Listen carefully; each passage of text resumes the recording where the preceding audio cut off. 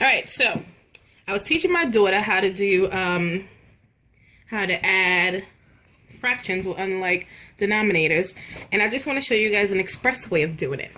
So, for example, if you have 5 over 7 plus, let's say, 3 over 5, the first thing you have to do is multiply your denominator, which would be 35.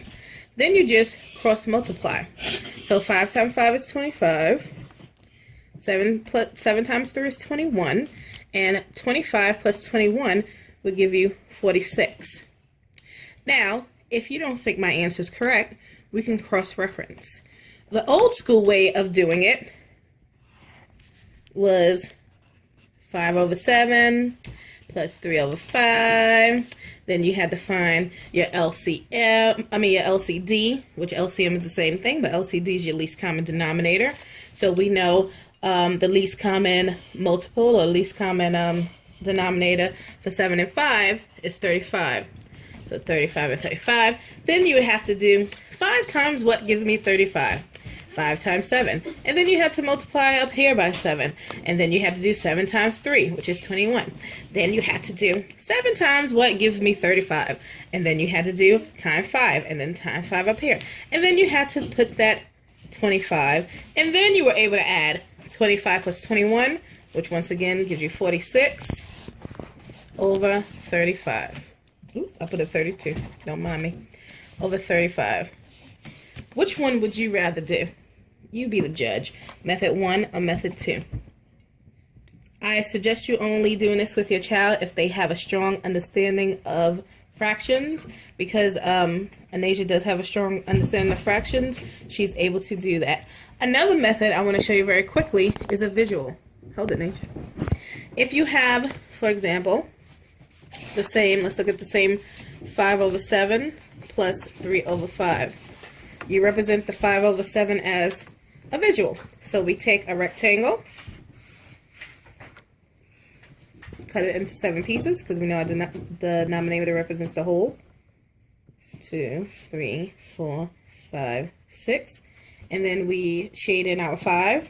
1, 2, 3, 4, 5.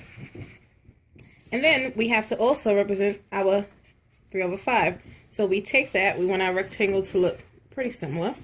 And then you're going to do 1, 2, 3, 4, and you know that's the 5. And then you're also going to shade in this piece, which is the 3/5. 1, 2, 3. So now we're going to merge the two rectangles, or what we call rectangle model. I'm going to show you over here. So now, remember we have the 5 over 7 model and we have the 3 over 5. We're just going to put them together.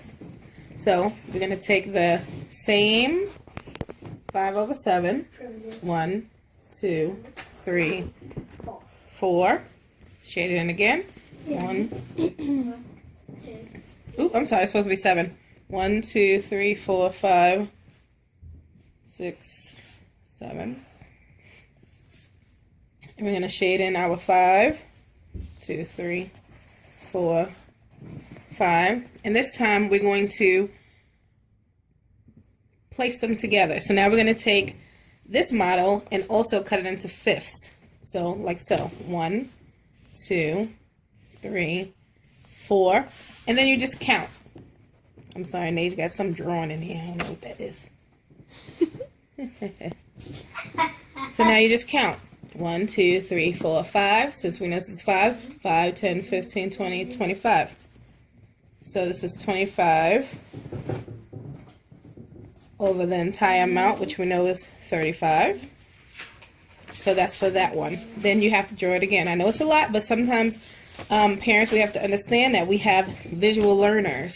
A lot of our children are visual learners. So now we're going to take the other, the 3/5.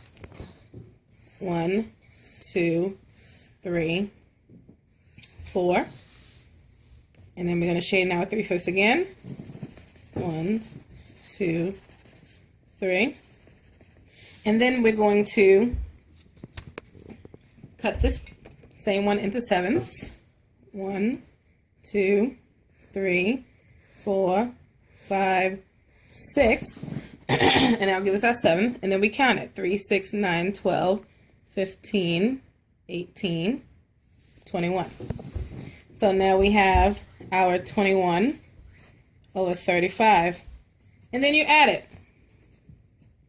25 over 35 plus 21 over 35, which once again gives you 46 over 35. So that's 3 different ways you can teach your child how to add fractions using unlike denominators. Way 1, which is here, strategy 1, is for the child that has a strong understanding of fractions. 2 is the old way that I don't think anyone uses anymore. And then 3 would be for your child that may have maybe a visual learner or may not really have a strong understanding of what fractions are. So I would say this is more of a procedural way and this is more of a conceptual way. Okay, I hope this helps. Until next time, and if you want to see any other videos or strategies on how to solve different things, just let me know. Thank you and have a good night. Say good night, Nage. Good night.